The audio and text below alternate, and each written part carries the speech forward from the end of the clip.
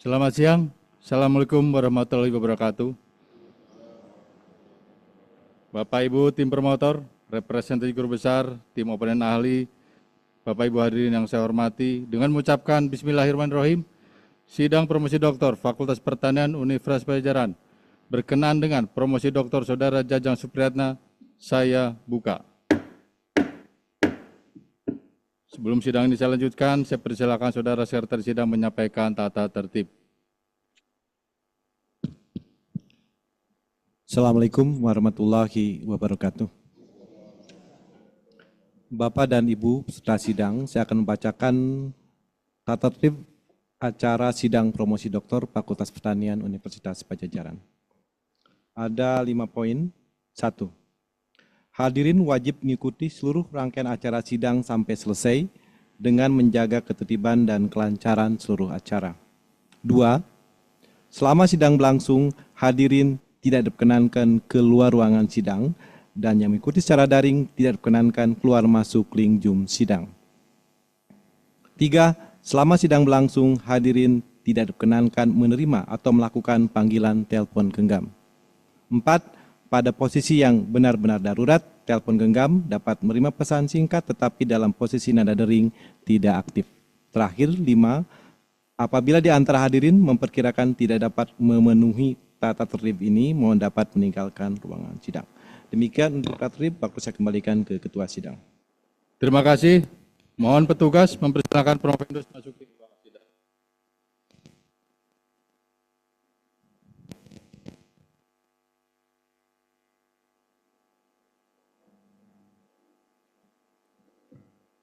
Saya persilakan kepada Ibu Ketua Tim Promotor untuk menyampaikan pernyataan pendahuluan berkenan dengan kesiapan Promovendus menyampaikan disertasinya dan mempertahankannya pada sidang promosi dokter hari ini. Persilakan.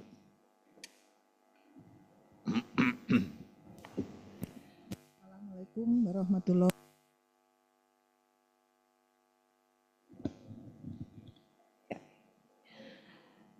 Pimpinan sidang, tim oponen ahli dan representasi guru besar Universitas Padjadjaran yang kami hormati, kami tim promotor dari Saudara Jajang Supriyatna yang terdiri dari 1. Profesor Dr. Insinyur Mike Rohimi Setiawati MP sebagai ketua, 2. Dr. Lija Sudirja SPMT sebagai anggota, yang ketiga Dr. Insinyur Cucu Suherman Victor Zar MSI sebagai anggota.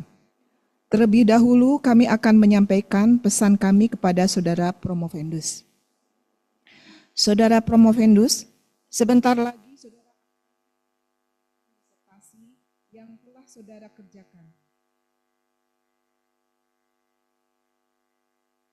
Menurut kami, Saudara sudah siap mempertahankan disertasi ini, mengingat Saudara telah menempuh dengan baik seluruh perangkat mata kuliah, seminar usulan riset, seminar kemajuan riset 1, 2, dan 3, seminar riset hasil riset, dan penelaahan naskah disertasi. Kami berharap Saudara terlebih dahulu dapat mempresentasikan disertasi ini dengan baik dan kepada hadirin para tamu undangan, presentasi ini sebagai pertanggung jawaban akademik Saudara Promovendus dan kami sebagai promotor.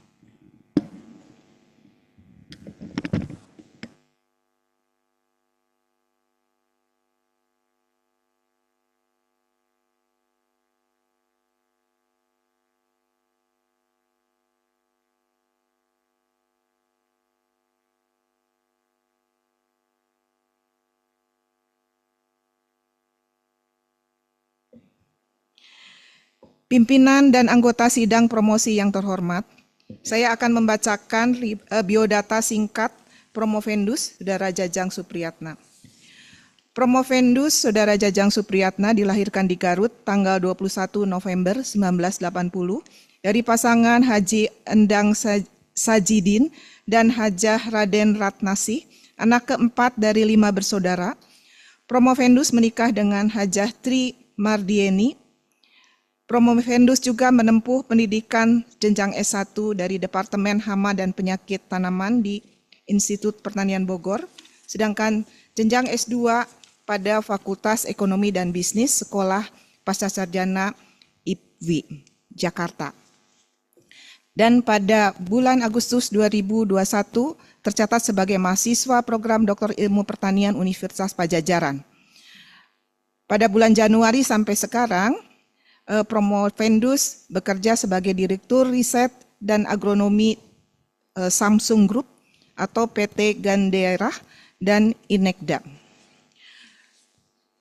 Selanjutnya, kami serahkan Saudara Promovendus kepada sidang terbuka Universitas Padjadjaran berkenaan dengan promosi doktor yang untuk diuji. Kami akan menerima segala keputusan dalam sidang yang terhormat ini atas performa akademik Promovendus serta kelayakan Promovendus mendapatkan gelar akademik tertinggi di Universitas Padjadjaran. Terima kasih. Terima kasih, Saudara Promovendus. Tim promotor telah menyampaikan kepada sidang promosi doktor hari ini bahwa saudara telah siap untuk mempresentasikan disertasi saudara dan mempertahankannya di hadapan sidang promosi doktor yang terhormat ini.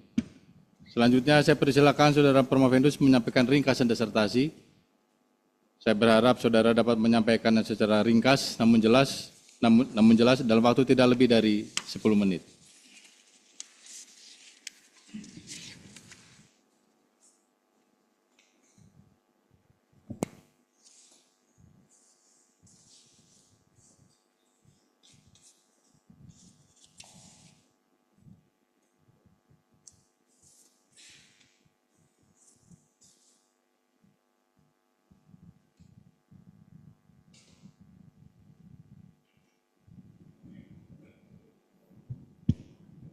Izinkan kami akan mempresentasikan disertasi ini dalam bahasa Inggris.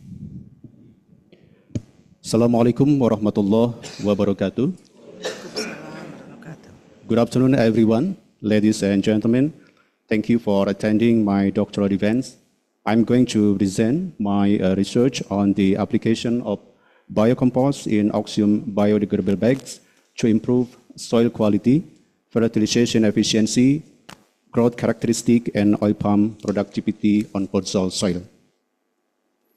I would like to extend my gratitude to Dr. Insinyur Mehdi Rahmadi MP as a chairman of this meeting, Bapak Yusuf Hidayat SP MPhil PhD as head of doctoral program of agricultural science, my promoter team, Professor Dr. Insinyur Mike Rohimi Setiawati MP, Dr. Rija Sudirja SPMT, Dr. Insinyur Cucu Suherman Victor Zara MSI, and all the opponents and Professor Dr. Insinyur Tualar Simarmata MS, Professor Dr. Insinyur Benny Joy MS, Ibu Anne Nurbaiti SP MP PhD, and Mrs. Xavier Bonu PhD who's joining from Montvalley, France, and all audiences and guests who present today, and also some of my friends who's joining by Zoom from Singapore, Vietnam, and Germany. Ladies and gentlemen, as we know that the palm oil is an important commodity in the global vegetable oil industry, with Indonesia is a major producer. The palm oil industry also generates significant waste, including the solid waste we call the empty fruit bunches or EFB and boiler ash, and also the liquid waste we call the palm oil meal effluent. And converting agro-industrial waste into compost as organic fertilizer has become the method of choice for sustainable organic waste management and can increase fertilization efficiency by reducing the use of chemical fertilizer. So the objective of this research are to determine the quality of the biocompost made from the solid waste and liquid waste. The second is to analyze the efficiency of fertilization and growth characteristic of oil palm seedlings in podzol soils, and to analyze the soil quality, fertilization efficiency, and the oil palm production in podzol soil. Located in Belitung Island, Indonesia, the research have been conducted in one of oil palm company by Austino Group. The first trial in the composting process is carried out for 60 days using the EFB, effluent, and boiler ash with a consortium of decomposer microbes and the treatment involved various doses of materials and microbial consortia to produce high-quality biocompost. And the second trial was the biocompost application that carried out about 9 months in oil palm seedling that planted on podzol soil media.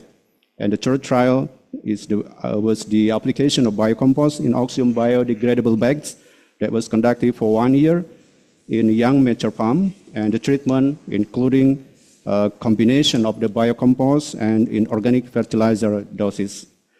So let's turning to the result. The first trial, the results show that the biocompost that produced met the quality standards of a solid organic fertilizer. You can see that the total content of the nitrogen, phosphorus, and potassium was 10 to 12%, so it's more than the 2% in the minimal. And the CN ratio is below 25, and the alkaline pH they can manage by 8 to 9. And the consortium of the composter microbe was effective in improving the quality of the biocompost.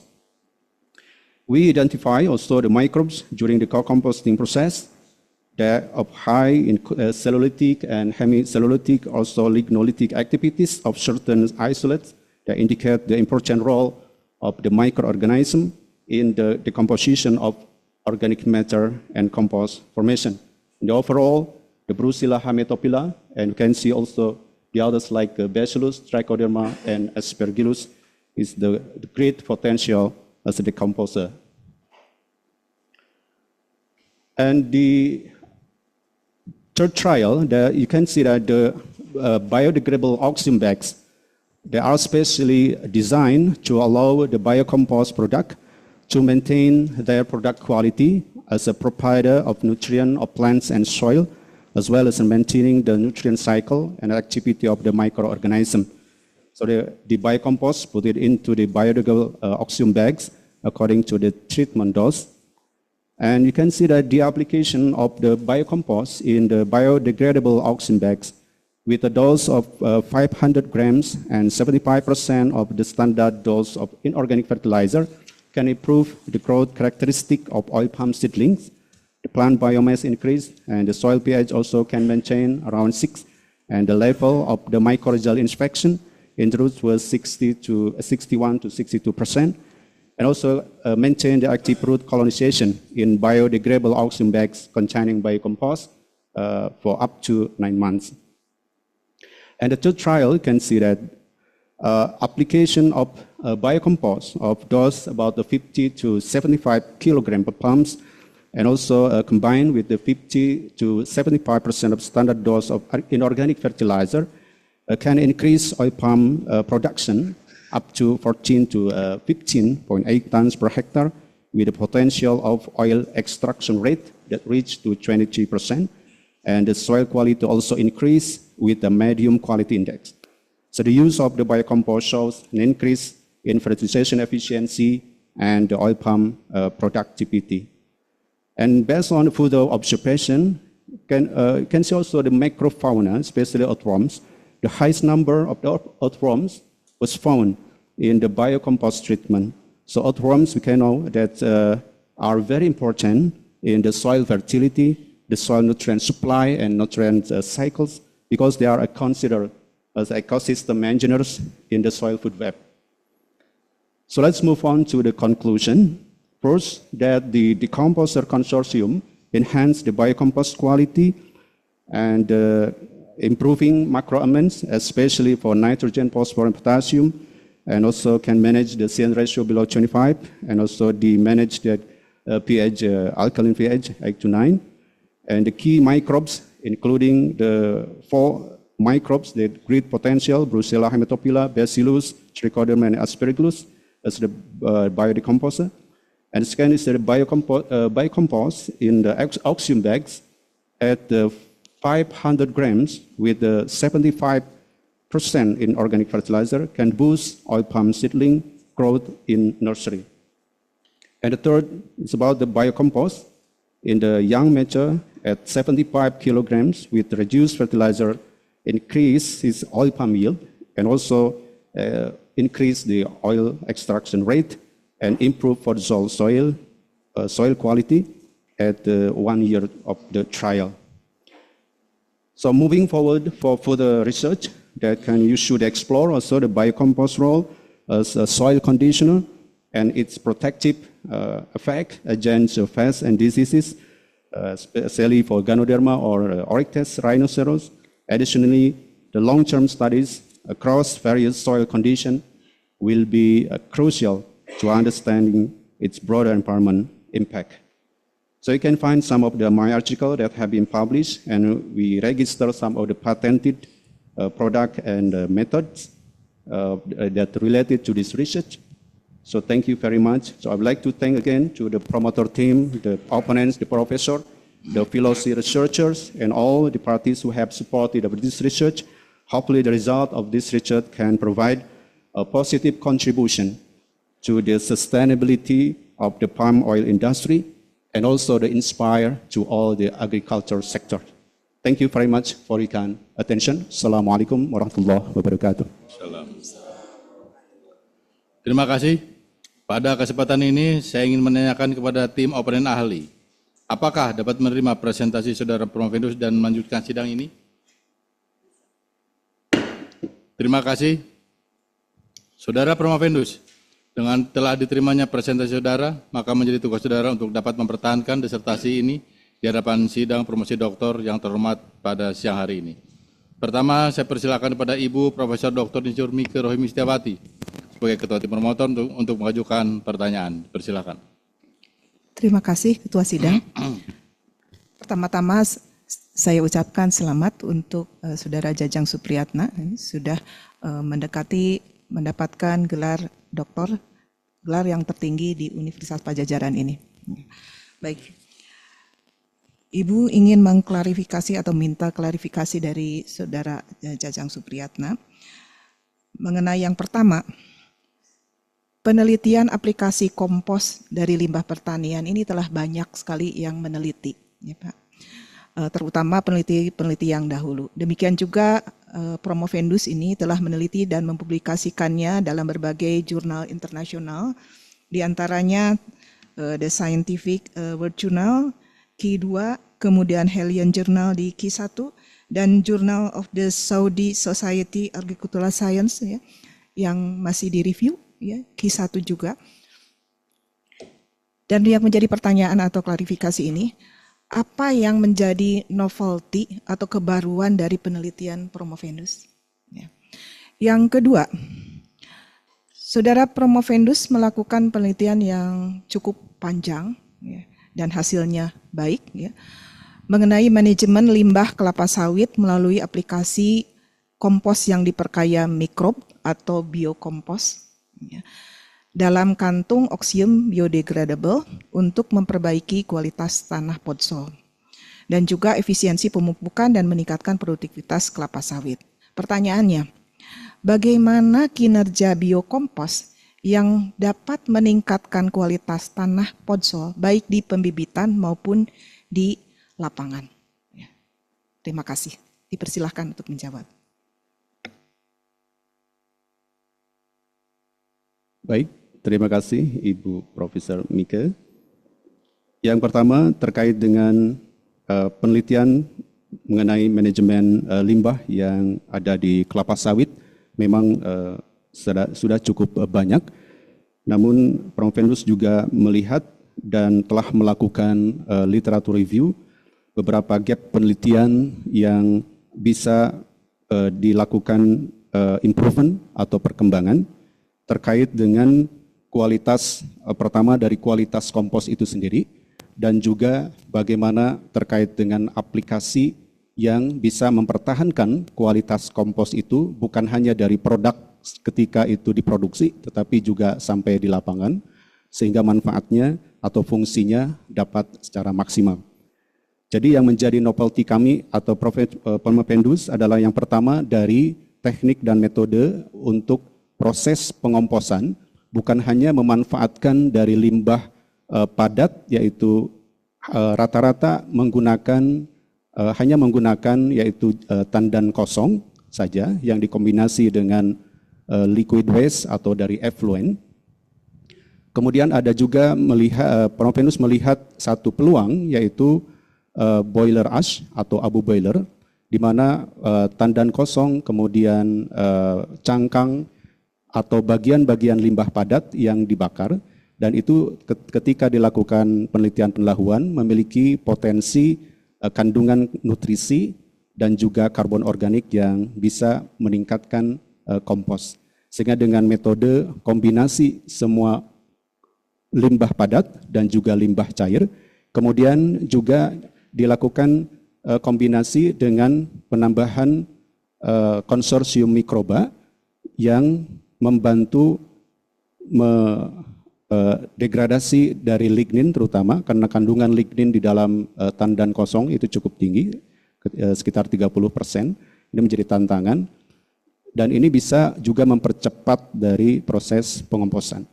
Sehingga dengan kondisi ini, ketika dilakukan penelitian, itu pada 60 hari hasil dari proses pengomposan, itu rata-rata kualitas dari terutama kandungan nutrisi nitrogen, fosfor, dan kalium itu cukup tinggi. Padahal di minimal untuk kandungan nutrisi ini minimal 2% ya, berdasarkan Kementan 261 tahun 2019. Yang kedua adalah terkait dengan teknik aplikasinya.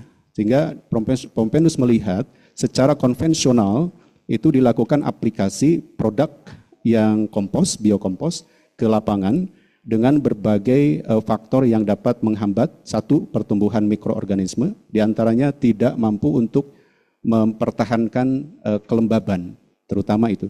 Yang kedua, ketika curah hujan tinggi ini akan mudah tercuci, terbawa arus biasanya. Nah, sehingga ada pemikiran untuk bagaimana aplikasi ini lebih baik, salah satunya menggunakan kantung, dan terpilih dari berbagai jenis kantung yang sudah dilakukan penelitian pendahuluan. Itu terpilih adalah kantung jenis Oxium biodegradable bag dengan standar baik itu ketebalan, kemudian dari porositas mikron, karena ingin bisa mempertahankan kelembaban dan juga porositas atau aerobik dari kualitas produk biokompos yang akan diaplikasi. Itu yang pertama. Kemudian dari sisi bagaimana meningkatkan kualitas tanah. Yang pertama tadi, ketika pertama dari sifat fisik, kimia, dan biologi, terutama tanah podzol dan yang sangat relatif rendah kesuburannya, terutama untuk kapasitas tukar kation, dan juga rendah dari retensi air dan retensi nutrisi. Sehingga dengan adanya kantung Oxium biodegradable bag yang diisi dengan biokompos ini mampu mempertahankan dalam relatif jangka panjang. Pada penelitian ini, terutama di lapangan, itu biokompos yang diberikan di dalam kantung Oxium biodegradable bag itu bersifat slow release. Jadi ketika hampir 9 bulan, dia masih menyisakan secara volume itu 20%, dan secara nutrisi atau kolonisasi akar aktif itu masih cukup banyak, sehingga aktivitas atau siklus nutrisi mampu dipertahankan dengan baik.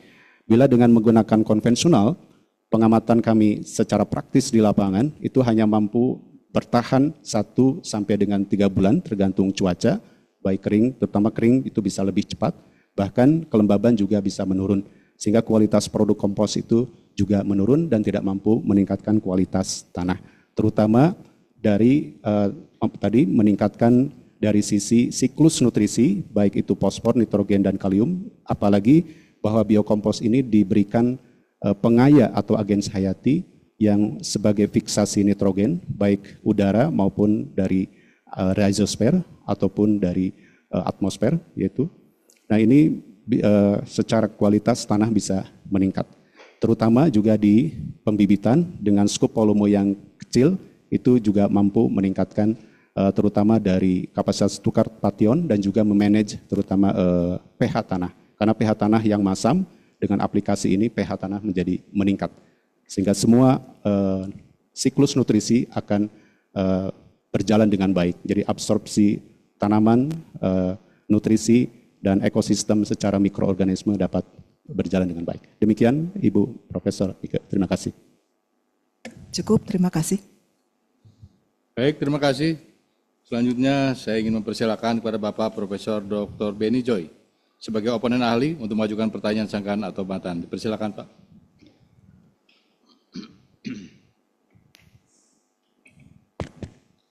Terima kasih, Ketua Sidang. Saudara Promovendus, pertama-tama tentu saya mengucapkan selamat kepada saudara. Sudah tinggal selangkah lagi untuk memperoleh gelar akademik tertinggi. Membicarakan masalah kelapa sawit buat saya sangat menarik ya. Karena kelapa sawit itu merupakan komoditas penghasil devisa. Kemudian juga digunakan sebagai komoditas untuk politik ya, perang antar negara soal gitu, dan hal-hal yang bersangkutan dengan masalah lingkungan.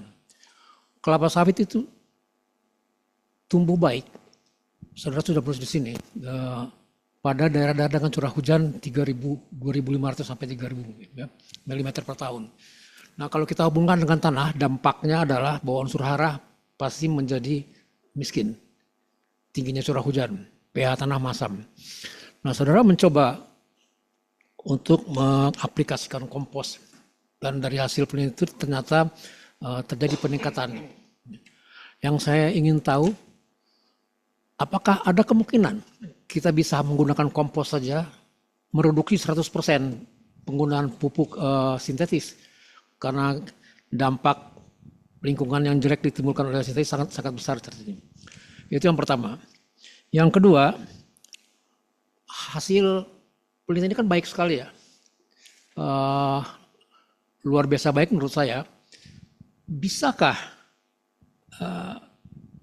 produksi biokompos ini ditingkatkan dalam skala industri? Kalau bisa, kira-kira apa hambatan yang akan terjadi? Misalnya karena kita di sini juga saudara menggunakan mikroorganisme ya. Jadi kira-kira apa hambatan yang terjadi kalau biokompos ini bisa ditingkatkan dalam skala industri yang besar? Terima kasih.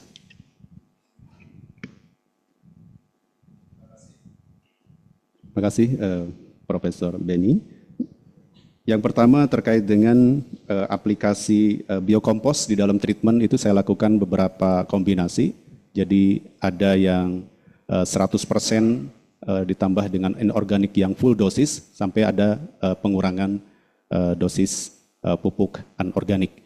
Memang berbicara terkait dengan efisiensi, itu kita ingin juga melihat bagaimana bahwa kandungan nutrisi yang ada di biokompos ini mampu mensubstitusi apa yang diperlukan oleh tanaman kelapa sawit. Pada kondisi khususnya tanah podzol yang miskin unsur hara, pertama kita pada kondisi-kondisi yang cuaca kering itu hampir dia tidak mampu meretensi air atau kelembaban, bahkan juga meretensi nutrisi, apalagi pada musim hujan yang mudah tercuci. Maka yang pertama kita harus melihat pertama adalah pada aplikasi awal itu secara kebutuhan nutrisi tanaman kelapa sawit ini relatif besar dibandingkan dengan tanaman-tanaman yang lainnya. Kalau secara praktisi itu umumnya kalau substitusi inorganic fertilizer atau pupuk kimia itu hampir 8 sampai dengan 10 kg per pokok atau per tanaman per tahunnya. Nah, ketika dilakukan kombinasi dengan pupuk atau biokompos ini, kita melihat bagaimana kandungan nutrisi yang ada di biokompos dan ketersediaan unsur hara yang ada di tanah, serta berapa nanti substitusi pupuk inorganik yang diberikan sesuai dengan kebutuhan tanaman, sesuai dengan umurnya. Biasanya kita lakukan analisis tanah, kemudian analisis daun. Gitu. Tetapi pada saat awal-awal tanam, kita cukup melihat analisis tanah. Sehingga biasanya pupuk kimia jauh lebih besar. Pada tahap awal perlu peningkatan kualitas tanah, terutama baik fisik maupun kimia dan juga biologi. Pada periode berikutnya, kemungkinan besar ada beberapa lokasi yang bisa kita lakukan secara bertahap pengurangan dosis pupuk anorganik ini karena kemampuan tadi retensi air dan retensi nutrisinya yang sudah cukup seimbang untuk kebutuhan ketersediaan unsur hara bagi tanaman kelapa sawit. Sehingga 100% penggunaan biokompos itu bisa dilakukan pada tahapan yang memang kita secara analisis tanah terutama dan juga kebutuhan tanaman sesuai dengan umurnya itu bisa diterapkan. Tetapi di awal-awal kita perlu tambahan nutrisi, tapi tidak mungkin tidak 100%, tadi tergantung dengan kualitas dari tanah yang akan kita lakukan perlakuan tersebut. Itu yang pertama. Kemudian dari sisi aplikatif atau implementasi hasil penelitian ini secara industri itu sangat mungkin dilakukan. Beberapa literatur review yang sudah Profendus juga lakukan terkait dengan beberapa metode pengembangan kompos itu ada dengan sistem row yang cukup panjang dan ini hambatannya adalah membutuhkan area yang cukup luas. Sedangkan hasil dari limbah padat ini hampir setiap harinya itu kurang lebih rata-rata dengan kapasitas pabrik misalnya 60 ton per jam itu 200 sampai 250 ton pada low crop, pada peak crop bisa lebih tinggi lagi itu 300 sampai 350 ton terutama limbah padatnya ini yang cukup besar. Sehingga di penelitian ini yang sudah dilakukan di penelitian-penelitian sebelumnya itu melakukan sistem piling trapesium sehingga pada luasan yang kecil dia mampu menampung limbah padat yang cukup besar ini. Nah ini bisa dilakukan dan sebenarnya sudah dimulai dilakukan dan sudah berjalan dilakukan di perusahaan yang menjadi tempat penelitian dengan kapasitas composting plant itu rata-rata 40.000 sampai 60.000 ton per jam dengan mengikuti metode penelitian ini salah satunya dan juga tinggal ditingkatkan untuk kapasitas industri. Dari sisi costing memang dari investment awal itu cukup besar, tetapi ketika itu dilakukan bisa mensubstitusi biaya pemupukan yang hampir 60% biaya operasional di kelapa sawit ini bisa disubstitusi atau dilakukan efisiensi sehingga investmentnya itu masih bisa di manage dengan baik khususnya di tingkat industri. Demikian Profesor Beni jawaban saya. Baik, terima kasih Pak Ketua Sidang. Mohon izin saya meninggalkan ruangan karena saya akan menguji di kampus DU. Ya, kurang 1 jam dari sini. Terima kasih. Terima kasih. Baik, kita lanjutkan berikutnya. Saya persilakan pada Bapak Dr. Rija Sudirja sebagai anggota tim promotor untuk mengajukan pertanyaan. Persilakan. Baik, terima kasih Ketua Sidang. Profendus, selamat saudara sudah masuk sidang SPD ini. Saya mau bertanya,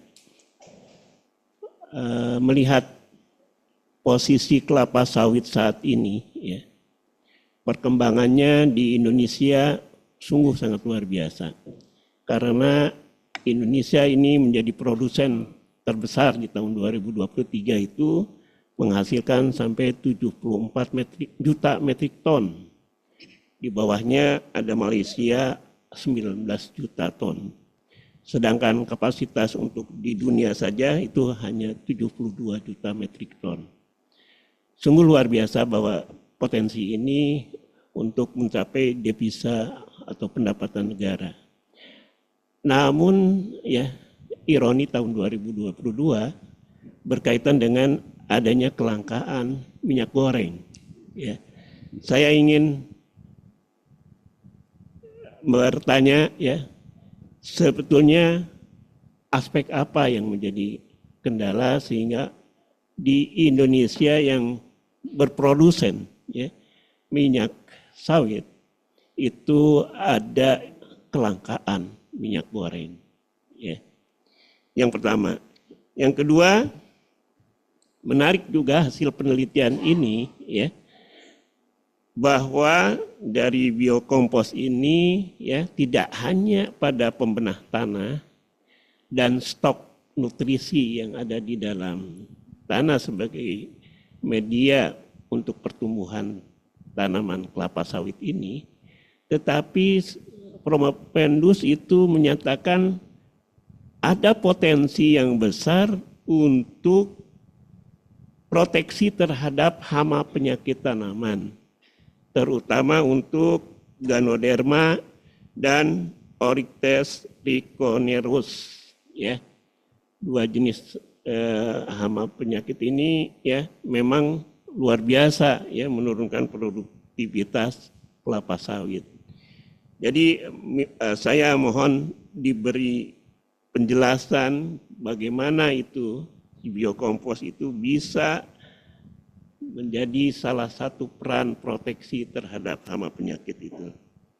Yang ketiga, pertanyaan ketiga ya. Saudara melakukan riset ini ya, Promopendus melakukan riset ini dalam kapasitas skala industri. Namun kita belum lihat kelapa sawit itu yang menjadi persoalan, ya, banyak persoalan itu di tingkat petani. Saya kira tadi ya kalau pengembangan industri padat modal, banyak modal ya, sedangkan petani itu barangkali ya untuk informasi saja terbatas, apalagi biaya untuk modal. Nah, kira-kira strategi apa yang kira-kira ini ya bahwa hasil riset ini bisa mempengaruhi aspek pertumbuhan atau produktivitas kelapa sawit di tingkat petani. Barangkali pertanyaan 3 ini ya mohon dijawab dengan ringkas dan jelas. Silakan. Baik, terima kasih Bapak Dr. Rija. Yang pertama terkait dengan salah satu fenomena dari apa yang pernah dialami, juga terkait dengan kontradiksinya antara produktivitas kelapa sawit Indonesia yang cukup tinggi, namun juga adanya kelangkaan minyak goreng, begitu Pak ya. Nah, ini dikaitkan beberapa hal. Yang pertama dari sisi bahwa ada beberapa kebijakan yang menjadi penarik bagi para produser atau para penjual dari terutama dari CPO atau minyak-minyak mentah untuk adanya konsumsi, bahwa CPO ini itu ada kebijakan untuk satu bisa digunakan antara kebutuhan konsumsi rumah tangga yang juga kebutuhan untuk biodiesel, sehingga ada kebijakan-kebijakan itu yang menjadi salah satu penyebabnya. Yang kedua, adanya daya tarik, ada peningkatan dari sisi harga minyak CPO yang memang itu cukup fluktuatif, namun dibandingkan dengan minyak nabati lainnya itu cukup relatif konsisten dari sisi atraktif harga, terutama untuk produsen minyak CPO.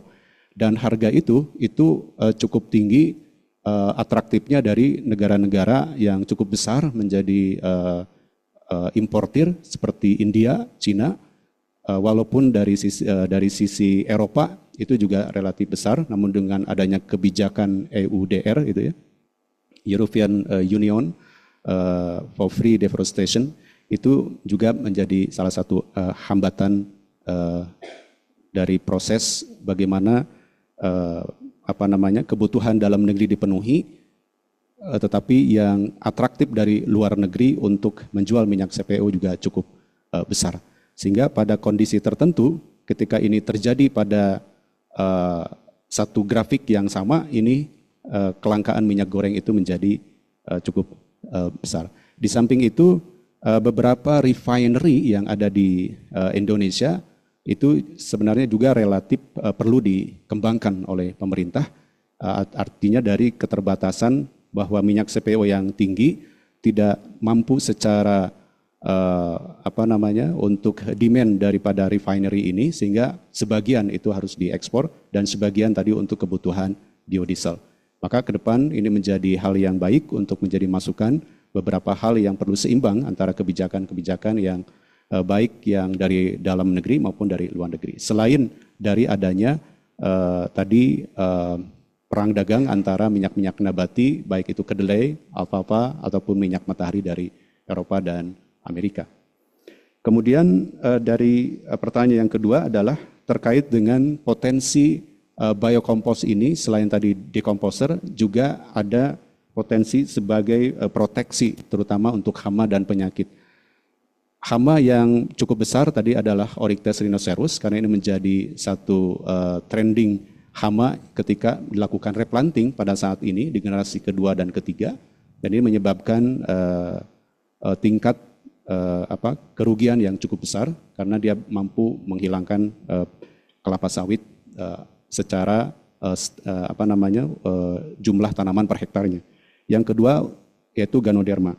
Di dalam biokompos itu ada mikroba-mikroba yang saya temukan, dan setelah penelitian ini saya juga melakukan penelitian kecil karena berdasarkan literatur beberapa potensi mikroba itu selain dekomposer juga sebagai ada potensi sebagai antagonis terhadap hama dan penyakit, mikoparasitik terutama terhadap penyakit Ganoderma. Dilakukan tes laboratorium secara sederhana, dan beberapa yang tadi saya sampaikan yaitu dari sisi fungi misalnya potensi yaitu Trichoderma asperellum dan juga Bacillus. Ini dua potensi yang saya temukan itu bukan hanya sebagai antagonis, artinya melakukan proteksi pertahanan, biasanya antagonis hanya Ganoderma melakukan proteksi tapi tanpa menghilangkan indeks pertumbuhannya. Tetapi Trichoderma asperellum itu mempunyai potensi sebagai mikoparasitik, sehingga dia mampu menembus hifa atau Mycelium Ganoderma ketika dilihat mikroskop itu menjadi lisis. Nah ini saya sampaikan sebagai saran karena di luar dari tujuan penelitian ini. Itu yang menjadi temuan. Yang ketiga terkait dengan petani kelapa sawit, itu memang secara yang saya baca itu terutama dari BPS ya tahun 2023, produktivitas kelapa sawit ini jauh lebih rendah daripada produktivitas skala baik petani plasma, terutama swadaya, petani plasma dan juga industri. Itu hampir 2 ton per hektar per tahun. Sedangkan secara CPO ya, itu untuk yang industri itu rata-rata sudah mencapai 4 ton. Nah salah satunya adalah selain tadi memang perlu adanya regenerasi dari sisi sumber tanaman yang baik, bibit yang lebih unggul, juga nanti praktek dan teknik agronomis, terutama bagaimana bisa meningkatkan kesehatan tanah ini menjadi lebih baik, yang terutama yang dimiliki oleh petani. Jadi walaupun dalam luasan yang relatif terbatas, tetapi produktivitasnya bisa ditingkatkan per hektarnya. Nah, potensi biokompos ini salah satunya adalah yang saat ini juga sebenarnya juga banyak ditunggu hal-hal yang terutama oleh petani yang sifatnya dia tidak serutin apa yang dilakukan oleh industri untuk aplikasi pupuk. Dengan teknik ini salah satunya kita bisa meretensi nutrisi dalam relatif yang cukup lama, cukup panjang secara berkelanjutan, dan secara dalam waktu yang sama juga kualitas tanah juga bisa meningkat, sehingga diharapkan kualitas tanah bukan hanya di industri tapi di petani-petani juga bisa meningkat baik dari fisik, kimia dan biologinya. Apalagi saat ini banyak tanah yang cukup terdegradasi karena cukup tingginya penggunaan bahan-bahan kimia. Ini salah satunya adalah perlu tadi sosialisasi yang didukung oleh institusi baik pemerintah maupun kombinasi nanti dengan akademisi terhadap temuan-temuan ini, bukan hanya di universitas tapi juga sampai ke petani. Demikian Pak. Terima kasih. Baik, berikutnya masih dengan anggota tim promotor. Saya persilakan pada Bapak Dr. Cucu Sherman Victor Zat untuk mengajukan pertanyaan. Persilakan Pak. Terima kasih Ketua Sidang. Yang pertama saya ucapkan selamat kepada Saudara Promopendus Pak Jajang Supriyatna sudah bisa menjalani SPD ini. Ada 2 pertanyaan. dari saya yang mungkin yang satu agak terkait dengan pertanyaan Dr. Rija ya, begitu ya. Sebagaimana kita ketahui bahwa peningkatan kualitas tanah maupun efisiensi pemupukan sebetulnya muaranya adalah kepada produktivitas sebetulnya. Nah, yang ingin saya tanyakan adalah apa yang saudara banggakan dari hasil riset ini ya, dalam upaya meningkatkan produktivitas tanaman. Itu yang pertama. Kemudian yang kedua, menurut saudara bagaimana peran hasil riset saudara dalam mendukung program B100 yang dicadangkan pemerintah RI beberapa tahun ke depan? Itu saja, silakan. Ya.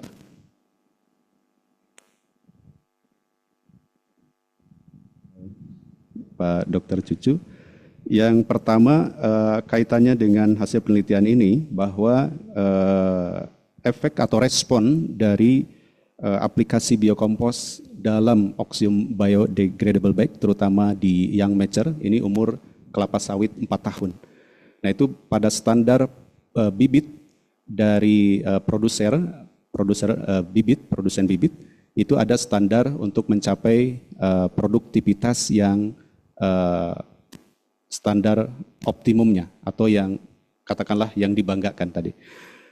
Nah pada umur 4 tahun ini rata-rata atau istilah di kebun itu TM1, tanaman menghasilkan pertama, yaitu umur 4 tahun. Biasanya dipanen pada umur 37 bulan.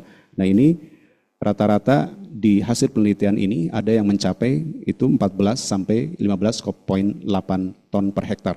Dengan standar yang dikeluarkan oleh produsen itu rata-rata di pada tanah yang relatif bagus itu sebenarnya di 15 ton. Pada tanah yang kelasnya misalnya S2 atau S3 itu rata-rata di 10 ton sampai dengan 12 ton.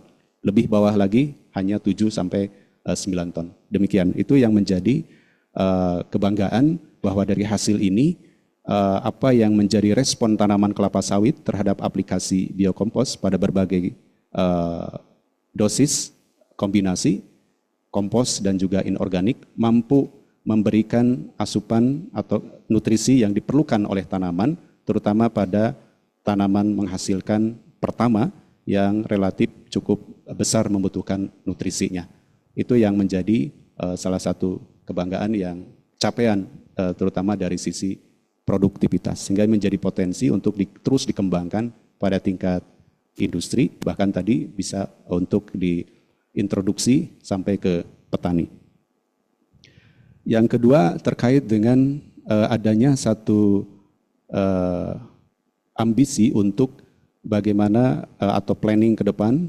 Ini ada dulunya B20, kemudian B30, bahkan sampai B100 begitu ya.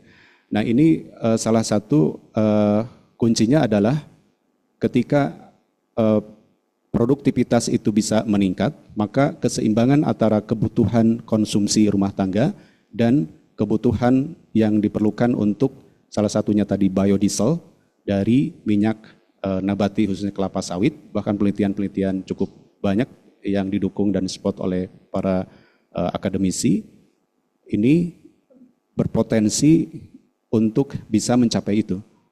Ada beberapa penelitian-penelitian yang saya lihat itu memang perlu ada improvement baik itu secara katalis dan lain sebagainya, tapi itu akan terus dikembangkan. Nah tugas dari kita adalah bagaimana menyediakan produktivitasnya itu atau stok yang diperlukan sehingga keseimbangan antara konsumsi rumah tangga dan juga tadi program biodiesel ini bisa tercapai. Maka dengan salah satu penelitian-penelitian seperti ini, keberlanjutan pertanian atau industri kelapa sawit secara produktivitas itu bisa tercapai bila mengedepankan tadi bukan hanya tadi bisa memberikan asupan nutrisi secara anorganik yang bisa mendegradasi lingkungan dan ekosistem, tapi juga lebih mengedepankan tadi hasil-hasil penelitian ini, yaitu keseimbangan ekosistem, meningkatkan kualitas tanah karena memang tempat tumbuh tanaman kelapa sawit ini, dan juga meningkatkan tadi tanah-tanah marginal, sehingga produktivitas kelapa sawit secara nasional itu bisa terpenuhi untuk program-program konsumsi antara konsumsi kebutuhan rumah tangga maupun tadi program biodiesel. Demikian, Pak. Terima kasih.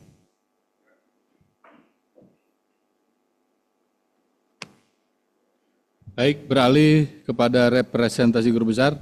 Saya persilakan pada Bapak Profesor Dr. Tular Semarmata sebagai representasi guru besar untuk mengajukan pertanyaan, sangkaan atau bantahan. Dipersilakan, Pak. Baik, terima kasih Bu Bapak Ketua Sidang. Selamat, saya kira Saudara Promopendus ini adalah suatu saat atau bagian yang terpenting. Nah, secara ringkas setelah menelaah karya ilmiah yang Saudara sajikan, sebetulnya karya ilmiah saya kira jauh di atas standar ya kedalamannya. Jadi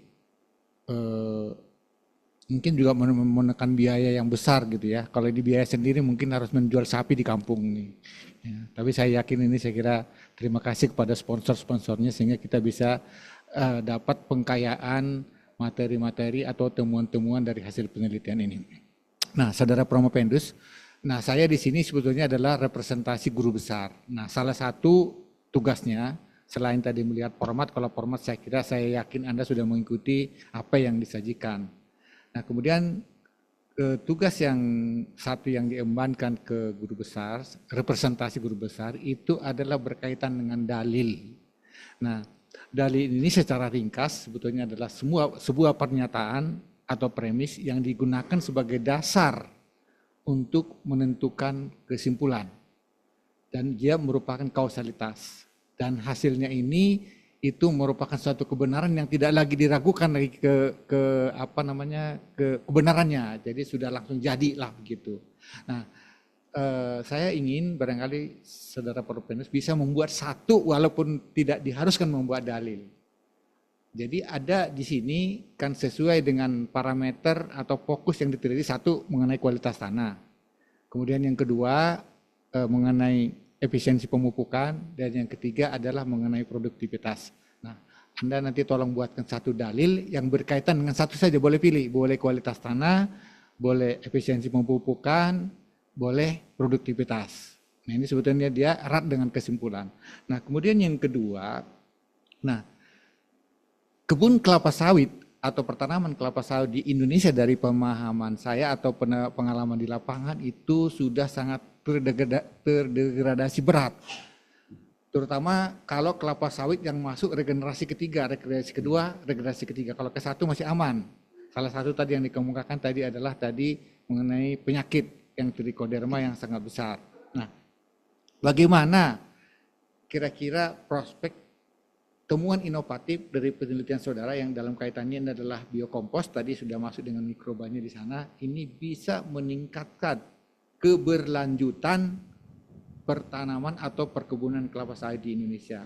Nah, yang terakhir nomor 3, nah Indonesia ini kan sebagai produsen kelapa sawit terbesar. Malaysia juga salah satu produsen kelapa sawit. Bahkan kebun orang Malaysia banyak di Indonesia. Tetapi mengapa di kebun orang Malaysia, orang kita Indonesia digaji lebih besar, penghasilnya lebih besar. Nah, ini apa permasalahannya? Apakah berkaitan dengan produktivitasnya atau tata kelolanya dari pengalaman? Karena ada Saudara Promopendus kan ini praktisi nih. Nah, jadi kira-kira apa ini kira-kira tipnya supaya kalau boleh di Indonesia lah ini yang gaji orang di kelapa sawit lebih besar daripada Malaysia, biar orang Malaysia kerja ke Indonesia gitu. Banyak orang Malaysia banyak di Indonesia tapi sebagai direktur. Maksud saya sebagai buruh lah di kelapa sawit mungkin. Terima kasih Pak. Baik, terima kasih Profesor Tualar.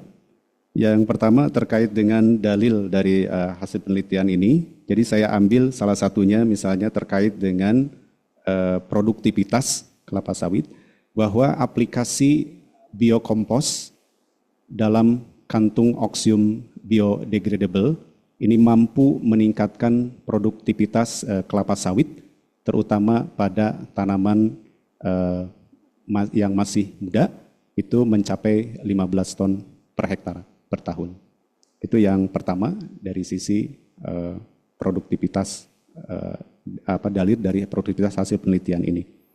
Yang kedua terkait dengan keberlanjutan, bahwa aplikasi dari biokompos ini terutama saya melihatnya dari sisi kemampuan untuk meretensi air dan meretensi nutrisi. Retensi air dalam arti adalah meretensi kelembaban, terutama menjaga kelembaban tanah, kelembaban di sekitar rizosfer perakaran.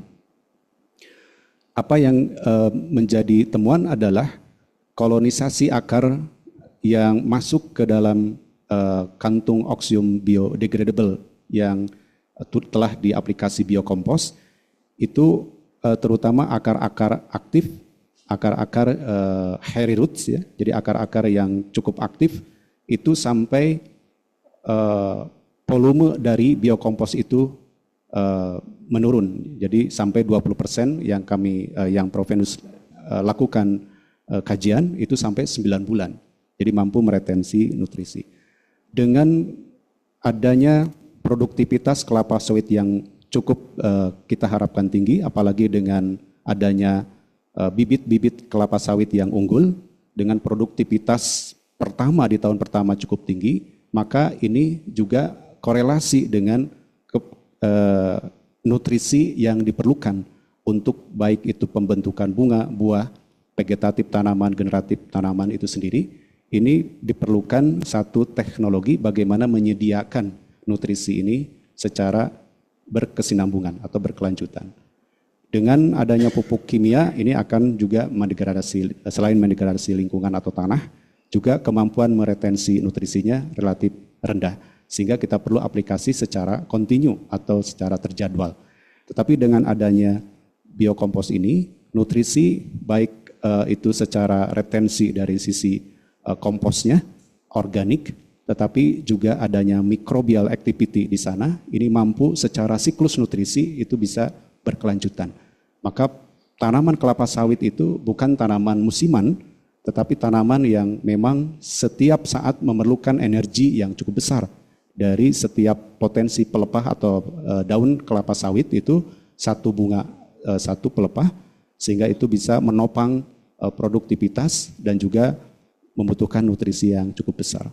Maka dengan adanya pertemuan ini menjadi satu potensi keberlanjutan terutama kelapa sawit tidak hanya dari sisi nutrisi saja, tetapi di sisi lain ada satu challenge, tantangan, yaitu adanya penyakit Ganoderma yang salah satunya juga menurunkan jumlah tanaman sebagai investasi per hektarnya yang cukup besar, terutama generasi kedua dan ketiga.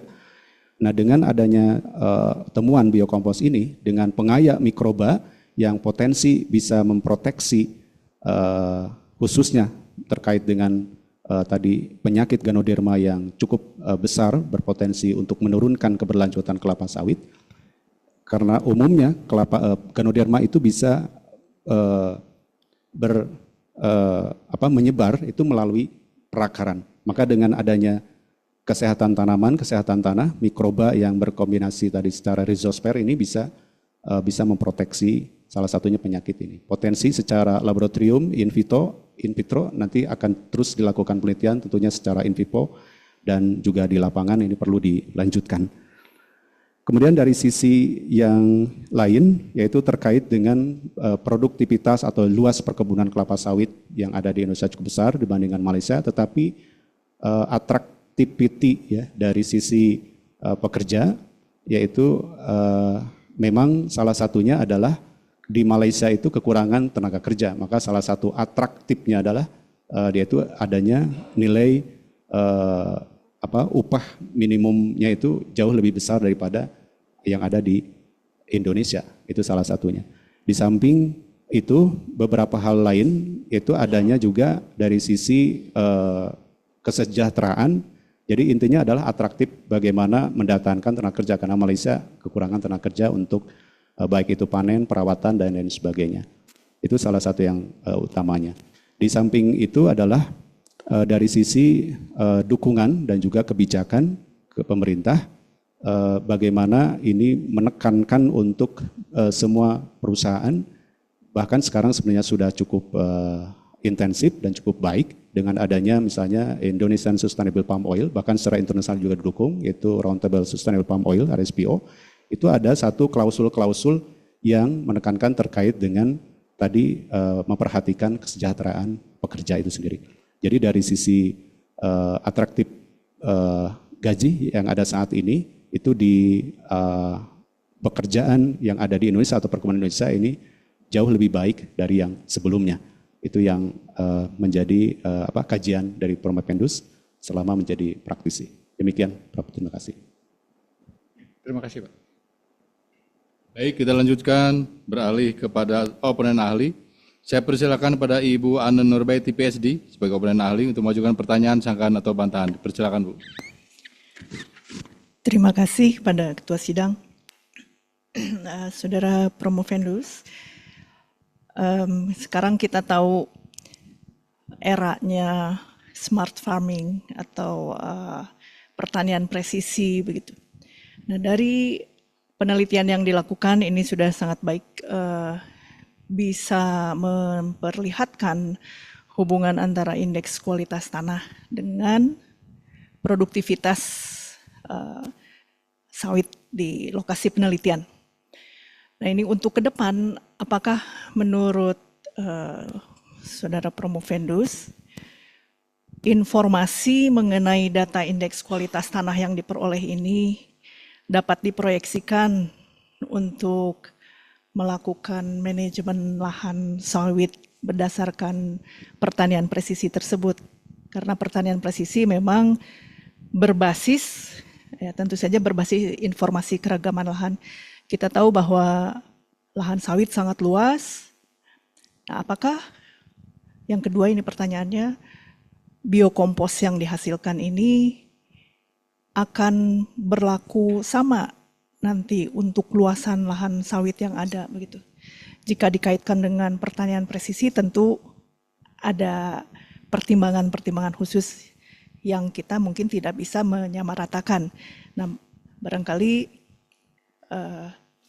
jadi khususnya bagaimana ini potensi dan tantangan penerapan precision farming ini dalam upaya membangun perkebunan sawit yang berkelanjutan.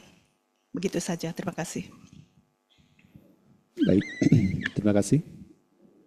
Ibu Anne Nurbaiti, PhD. Yang pertama terkait dengan kaitannya satu tren saat ini untuk mengedepankan tadi smart farming system, walaupun dari sisi penerapannya itu banyak di di agriculture atau di hortikultura. Memang saat ini juga sudah mulai masuk ke industri perkebunan yang cukup luas, dan ini salah satunya dari sisi manajemen lahan terutama, karena ketika dilakukan saat ini replanting, sekarang sudah mulai lebih secara analisis tahapan-tahapannya itu jauh lebih sistematis. Salah satunya adalah terkait dengan bagaimana di dalam proses replanting ini bisa melakukan metode-metode yang tepat untuk melakukan tadi prosedur-prosedur dari sisi kita akan melihat dulu fisik tanahnya, dari sisi nanti chemical, kimia tanahnya, dari sisi nanti biologi tanahnya. Dari sisi fisik tanahnya, maka akan dilakukan berbagai prosedur, tahapan-tahapan, apakah perlu drainase misalnya, apakah perlu tadi rogging misalnya, pembajakan dan lain sebagainya. Kemudian dari sisi chemical nanti akan juga lebih presisi lagi di dalam kebutuhan nutrisi yang diperlukan. Nanti secara korelasi dan kombinasi yaitu dengan status biologi tanahnya. Seberapa besar misalnya, oh ini kurang karbon organik atau bahan organik sehingga perlu ditambahkan. Nah, kombinasi-kombinasi ini akan menjadi hal yang sangat baik, terutama di perkebunan sangat menekankan istilah costing atau efisiensi biaya. Sehingga apa yang diberikan input ini nanti secara output bisa memberikan hasil yang lebih baik. Maka temuan-temuan seperti ini salah satunya dari sisi salah satu parameter indeks kualitas tanah ini perlu dilakukan tadi, dimasukkan ke dalam smart farming system ini. Memang ada beberapa hal yang sudah dikembangkan kita sebut saja misalnya ada namanya fertigation system. Itu bisa mengurangi tenaga kerja. Ini hampir mirip seperti hidroponik tetapi di luasan yang cukup besar di kelapa sawit. Ini bisa diterapkan. Ketika itu dilakukan on off itu tergantung dari kualitas, indeks kualitas tanahnya tadi. Baik tadi fisik memang secara mechanical, tetapi chemical dan biological tadi quality dari tanah itu bisa di-manage dengan baik sehingga input yang diberikan itu tidak besar gitu ya, sehingga outputnya bisa seimbang. Kemudian dari sisi biokompos ini secara industri itu juga memang ada satu keterbatasan dari produktivitas karena dengan misalnya 60 ton per jam dengan dilakukan composting plant secara industrial itu hanya mampu misal dengan luasan 10.000 hektar dengan misalnya yang diberikan 50 kg sampai dengan 75 kg per tanaman per tahun itu hanya mengcover kurang lebih 5.000 hektar sehingga setengahnya itu harus dilakukan cara-cara yang lain. Nah, salah satunya adalah dengan smart farming system, yaitu dengan misalnya tadi fertigation system, tapi juga bisa mengurangi secara bertahap dari dosis biokompos yang diberikan. Misalnya kita ingin biological activity di beberapa blok tertentu itu perlu tinggi, tetapi di blok lainnya dosisnya bisa rendah. Jadi nilai indeks kualitas tanah itu sangat penting parameternya untuk menjadi tadi manajemen utama di dalam teknik agronomi di perkebunan kelapa sawit yang mendukung tadi efisiensi biaya sehingga industri kelapa sawit itu bisa lebih efisien tetapi output produktivitas yang dihasilkan itu jauh lebih tinggi sehingga semuanya bisa lebih sejahtera. Mungkin barangkali demikian. Terima kasih. Baik, terima kasih. Kita lanjutkan oponen ahli dari Perancis through online Zoom meeting. I invite Mr. Xavi Bonu to ask question, objection, and or discussion. Time is yours, Mr. Bonu. Silakan. Yes, thank you to allow me to make some remarks. First, I've not many questions because most of the questions have been already asked by the distinguished member of the jury. So I would like to start with three very quick comments. First of all, I heard from one of the member of jury the question of the substitution of the inorganic fertilizer by the organic fertilizer like biocompost. And just to mention that it is not possible to substitute totally because it's a closed system, but we have achieved already, it's very clearly mentioned by Mr. Jajang, that we can reduce by 25%, and I'm sure that we can reduce with a good quality compost by 50% at the industrial scale, which is a huge saving for the oil palm industry. That's my first remark. My second remark has been also mentioned in the dissertation of Per Jajang. We talk about the quantitative aspect of the nutrient, but also about we mentioned also about the qualitative aspect in terms of the availability of nutrient through the compost, what you call the Ketersedia. And it has been proved that the availability is much better. I give you an example. It was a big surprise to me, but biocompost can correct very efficiently and very quickly the magnesium deficiency, even better than the usual magnesium mineral fertilizer. That was my second remark.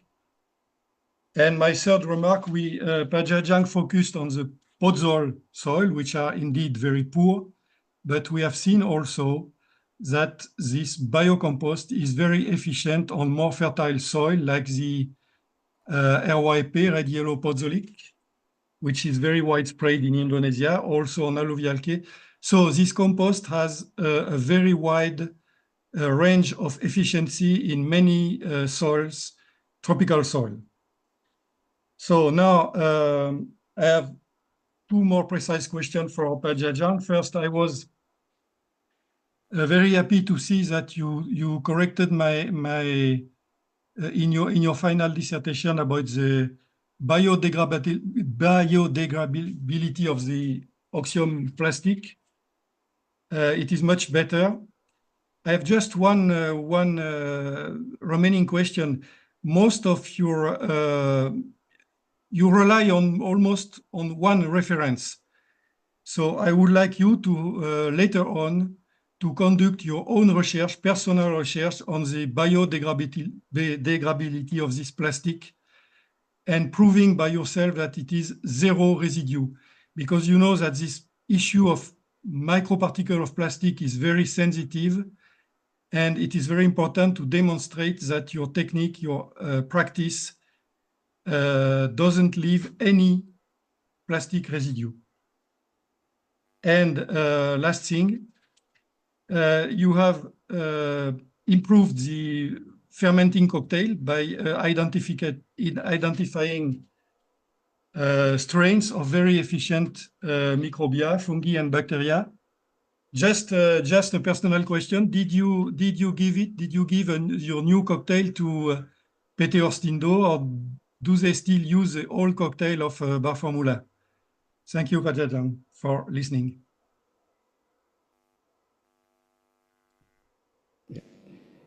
Thank you, Dr. Xavier Bonu. So let's answer my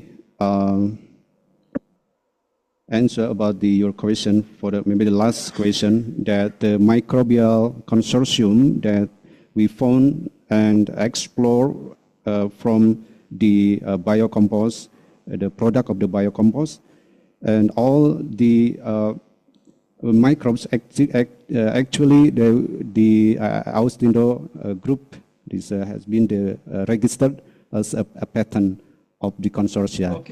Okay, so that's my answer. So, and thank you for your comments for all, and the comments and also the suggestion to improve my dissertation, either the quantitative or quality of the my discussion on this finding. And the about the testing of the Oxium biodegradable, because this is from the polypropylene, non-woven. So actually there's a limited information and also research about the what is the effect to the environment. But one of the producer who has also the researcher there, they're already testing using the tomato, and after testing to the laboratory, tested the Oxium biodegradable, but using all the compost, and then put the seeds of the tomato. So after the tomato that we can harvest, and then the testing the what we call the polypropylene content, and didn't find any propylene content in the tomato. So that's the first that I've already discussed, and from the researcher, from the producer of this polypropylene. But this is for moving forward to for further research, according to the what the suggestion of Mr. Xavier, to find another testing for ensure that these Oxium biodegradable bags that not pure effect to the environment or the ecosystem. Thank you, Dr. Xavier, for your comments and suggestions. Thank you. Baik, kita lanjutkan. Terima kasih Pak Bonu. Ada satu lagi pertanyaan dari pimpinan sidang. Saya persilakan pada Bapak Sekretaris Sidang, Pak Dr. Yusuf. Silakan. Baik, terima kasih. Selamat Pak Jajang sudah sampai di tahap ini, sidang promosi doktor. Saya tertarik berbicara mengenai gap decomposer yang juga berperan sebagai agen antagonis. Pak Jajang menyampaikan bahwa agen antagonis yang ditemukan itu punya aktivitas mekanisme sebagai mikroparasit, ya, memparasit mikroba, memparasit jamur-jamur yang berperan sebagai patogen. Nah, di tanah-tanah yang biasa digunakan untuk keperluan menanam tanaman hortikultura biasanya juga ditemukan trichoderma, ya. Tapi dari spesies bukan Trichoderma asperellum, tapi dari Trichoderma harzianum seperti itu, ya. Nah, jadi yang ditemukan di sana di tempat penelitian itu spesies-spesies yang memang tidak biasa ditemukan di kita. Nah, biasanya ada 3 mekanisme untuk agen antagonis itu, di samping tadi mikroparasit, juga pertumbuhan miselium yang sangat cepat sehingga bisa melakukan kompetisi ruang dan nutrisi termasuk di daerah sekitar perakaran sehingga nanti bisa mencegah patogen nanti masuk ke dalam akar tanaman. Kemudian yang ketiga biasanya antibiosis, jadi kemampuannya menghasilkan metabolit sekunder yang dilepaskan ke lingkungan sehingga nanti bisa menekan serangan dari patogen.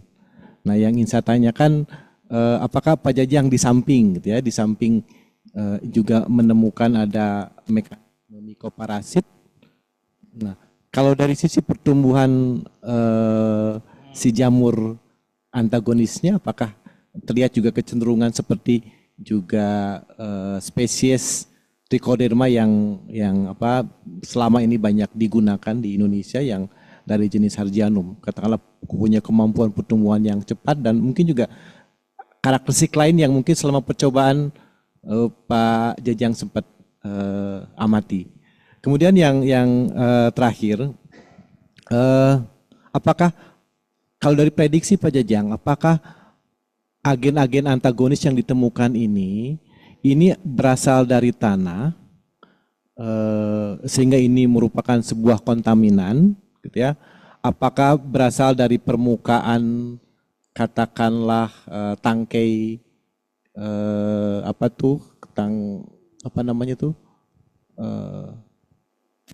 di tangkai buahnya, atau memang itu tandannya, atau dari permukaan kontaminan juga mungkin ya, atau memang itu berasal dari jaringan tanamannya, ya, atau mungkin berperan sebagai endopit. Nah, kira-kira menurut Pak Jajang asal dari mikroba antagonis tadi dari mana? Tanah, kontaminan yang nempel di permukaan, atau dari jaringan tanamannya? Yang mungkin nanti ini jawabannya bisa berpengaruh ke pemanfaatan berikutnya. Demikian, terima kasih.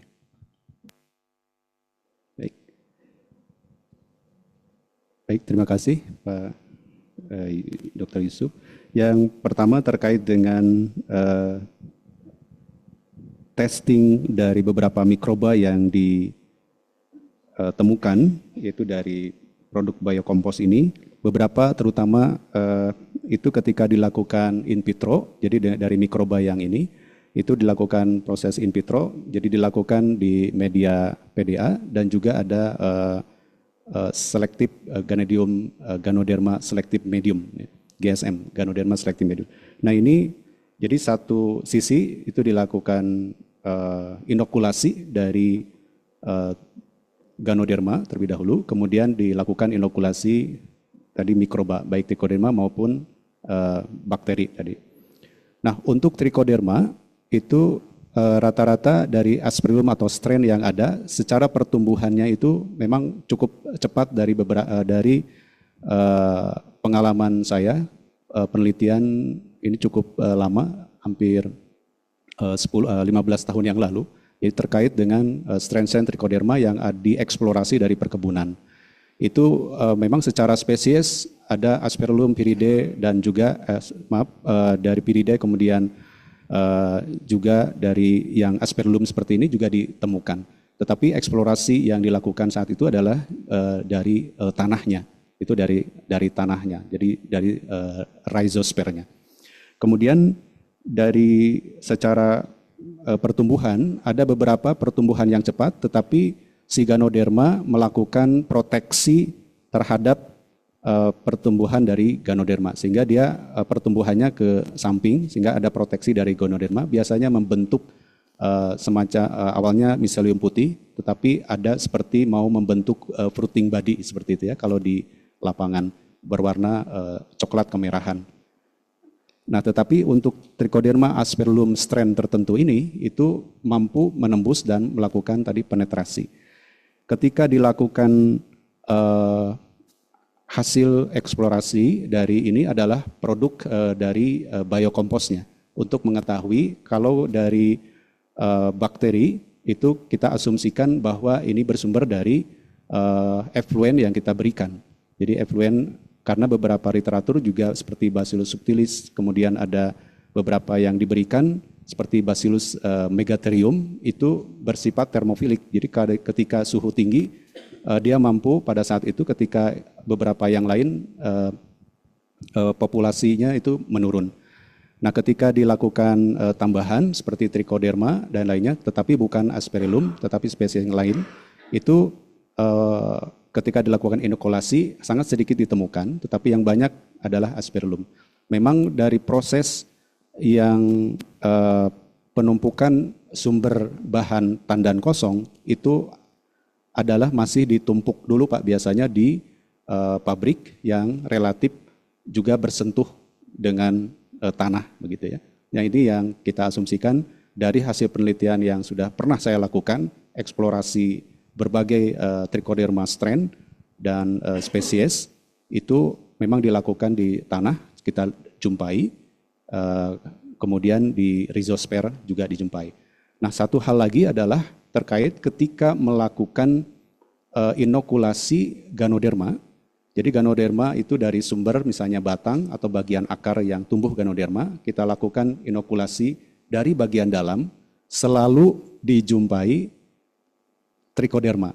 Selain tadi ada Bacillus dan bakteri yang memang belum diidentifikasi lebih lanjut. Tetapi karakteristik Trichoderma bisa cepat kita ketahui ya dengan sporulasi, ada yang warna hijau pekat, ada hijau kekuningan dan sebagainya. Ya, itu tergantung spesies dan juga strainnya. Nah, ini selalu ada.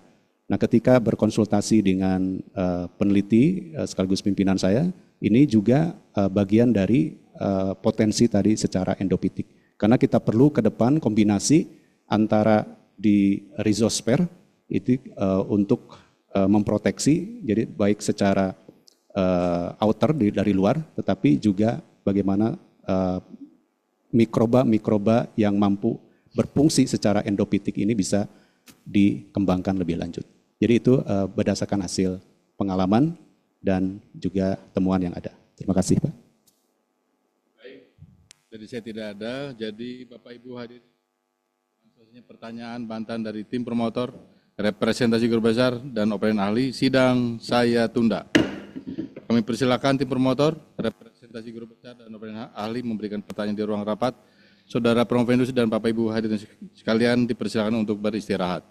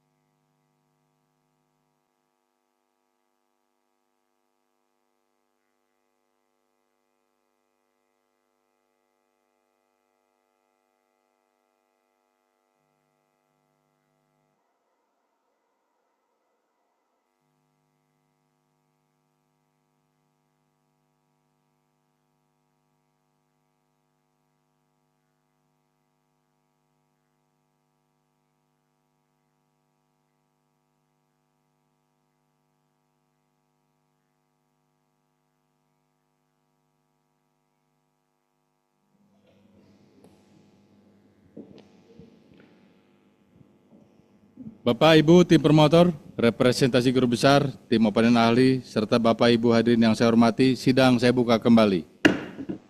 Mohon petugas menghadirkan kembali saudara Promovendus di ruang sidang ini.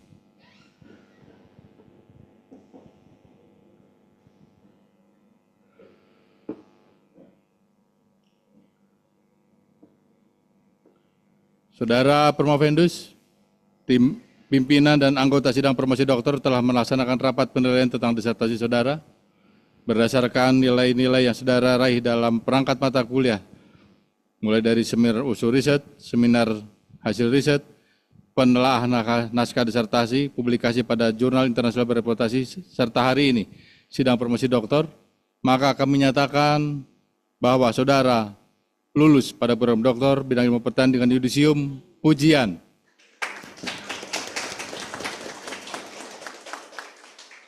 Oleh karena itu, sesuai dengan tradisi akademik, mulai hari ini saudara berhak menggunakan gelar doktor. Saya atas nama Rektor Universitas Padjadjaran mengucapkan selamat. Ucapan selamat juga disampaikan kepada keluarga saudara yang selama ini mendukung upaya saudara meraih gelar akademik tertinggi. Mudah-mudahan keberhasilan saudara hari ini membawa keberhasilan lainnya di masa yang akan datang. Namun hendaknya disadari bahwa gelar doktor bukan sekedar menambahkan 2 huruf di depan nama, membawa tanggung jawab untuk senantiasa mengembangkan ilmu pengetahuan khususnya dalam bidang yang saudara tekuni untuk disumbangkan bagi kesejahteraan bangsa dan negara. Ijazah doktor tidak diserahkan pada sidang promosi doktor hari ini, tetapi nanti diserahkan pada upacara wisuda Universitas Padjadjaran yang akan datang.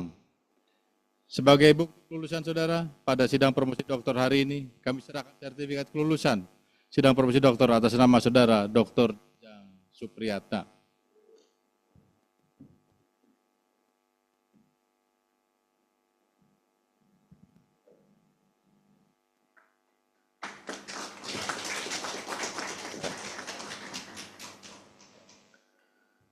Selanjutnya saya persilakan Ibu Ketua Tim Promotor untuk menyampaikan kesan, pesan, dan harapan bagi doktor baru kita ini. Dipersilakan. Terima kasih. Assalamualaikum warahmatullahi wabarakatuh.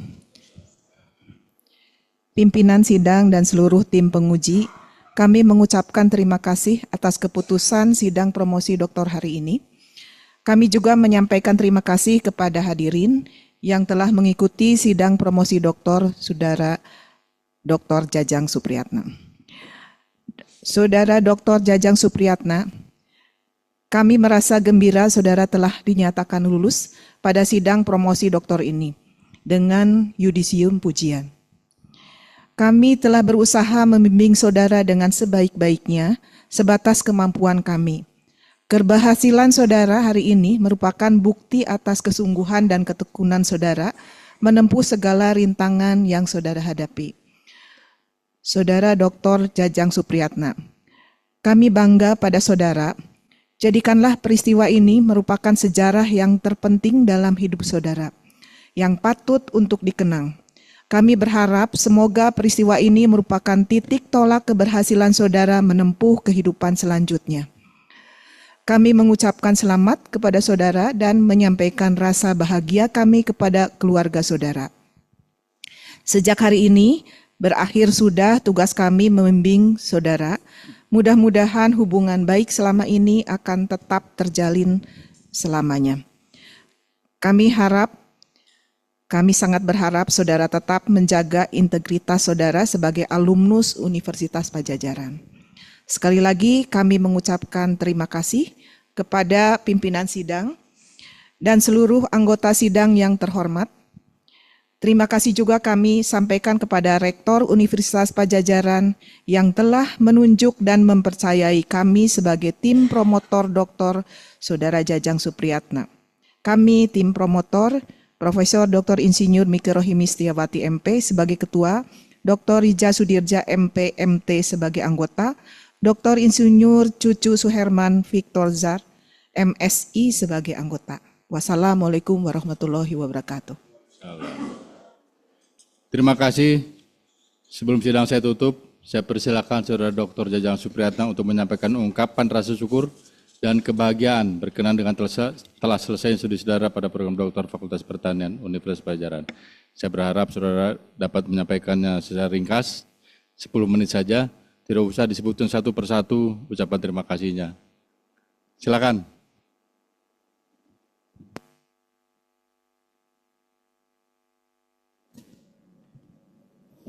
Assalamualaikum warahmatullahi wabarakatuh. Bersyukur kita kepada Allah dengan mengucap Alhamdulillah. Bersalawat kita kepada Nabi dengan mengucap Allahumma salli ala sayyidina Muhammad wa ala sayyidina Muhammad. Pertama sekali tentunya kami bersyukur kepada Allah Subhanahu wa taala atas semua karunia limpahan nikmat dan kesehatan sehingga saya bisa sampai pada titik yang sangat membanggakan ini, yang sangat ditunggu-tunggu oleh semua mahasiswa, terutama mahasiswa S3. Yang pertama sekali kami ingin mengucapkan rasa terima kasih kepada kedua orang tua kami yang sudah almarhumah. Allah maghfir lahum warhamhum wa'afihim wa'fu anhum atas segala apa yang telah orang tua kami bimbing kepada kami, pesankan kepada kami untuk sampai kepada apa yang dicapai pada hari ini. Yang kedua terutama tentunya kepada kedua orang tua dari mertua kami juga, dan kepada istri yang tercinta, dan kepada saudara-saudara saya atas supportnya, dan kepada teman-teman semuanya yang juga hadir pada kesempatan ini, dan terutama sekali kepada tim promotor yang telah membimbing saya walaupun cukup jauh dari apa yang telah saya lalui, dan kepada pimpinan baik itu Rektor Universitas Padjadjaran, Bapak Dekan, dan Ketua Program Studi, dan terutama sekali tim oponen dan representasi guru besar. Terima kasih atas masukan dan juga arahan untuk sampai kepada bagaimana menjadi dan meningkatkan atau improve dari hasil penelitian yang telah saya lakukan. Semoga menjadi bagian yang terbaik, sumbangan yang terbaik untuk bangsa dan negara, untuk semuanya, dan bisa diimplementasikan dan bisa dimanfaatkan oleh semua pihak. Terima kasih. Assalamualaikum warahmatullahi wabarakatuh. Assalamualaikum warahmatullahi wabarakatuh. Dengan mengucapkan syukur kehadirat Allah Subhanahu wa taala,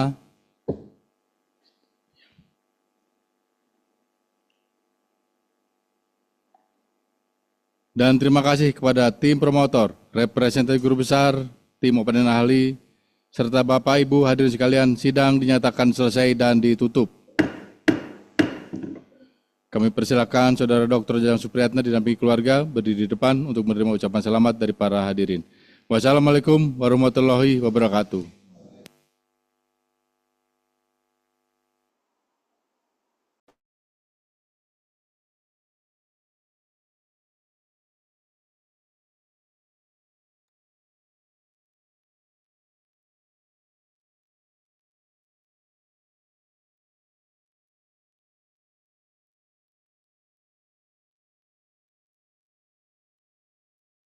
Lupa gue. Udah.